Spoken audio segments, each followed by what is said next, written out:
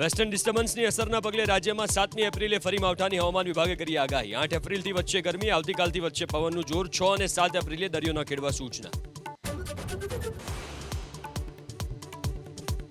સ્થાનિક સ્વરાજ્યની ચૂંટણી પહેલા ખેડા જિલ્લા ભાજપના પૂર્વ પ્રમુખ વિપુલ પટેલનું ચર્ચાસ્પદ નિવેદન। છાતી ઠોકીને કહું છું કે મેં રાજકારણમાં રૂપિયા બનાવ્યા। રાજકારણમાં પારદર્શકતા અને નૈતિકતા અંગે ઉઠી ચર્ચા।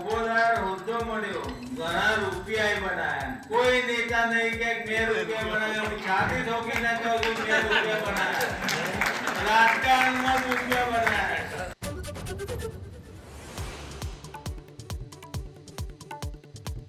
આણંદની સરદાર પટેલ યુનિવર્સિટીમાં લાફાકાંડની ગૂંજ। 16 દિવસ પહેલા તત્કાલીન મહિલા એચઓડી પારુલબેન પોપટે અધ્યાપક ડોક્ટર મનીષ સોલંકી અને વિદ્યાર્થીઓની હાજરીમાં લાફો મારતા મામલો પહોંચ્યો પોલીસ સ્ટેશન।